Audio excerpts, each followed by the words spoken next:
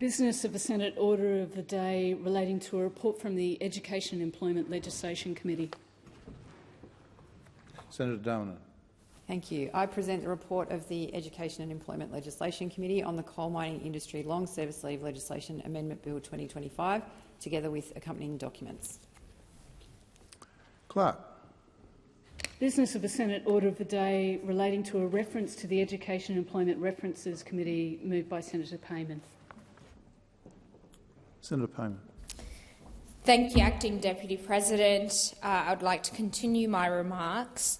For those who aren't able to correct this course, the consequences are devastating. Analysis by ACOS found that if you spend a year out of paid work, you almost halve your chances of ever getting back into employment. Now, fair enough, some will be working part-time for various reasons, but there is still a shocking amount of unemployment and underemployment for young people. The national unemployment rate was 4.1% in January, but the youth unemployment rate was more than double that at 9.6%. Youth underemployment stood at 14.8%.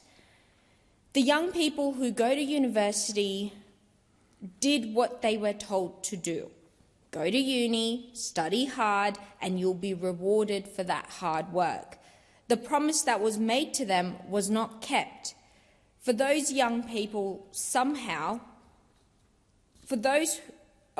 people somehow who managed to get a job and fend off AI, what they learned at uni will often be hopelessly misaligned with the work they're actually doing. According to 2023 statistics from the Department of Industry, Science and Resources, around 40% of undergraduates felt that their skills were not fully utilised in their job. This was as high as 47% for women who completed STEM degrees. Obviously, this is a very tricky problem. There will not be a silver bullet for this. To figure out how we will address the problem, we really must look at it from every angle possible. We need to look at the job market for young graduates. We need to look at the skills they are being sent out into the world with, compared with the skills the world wants them to have.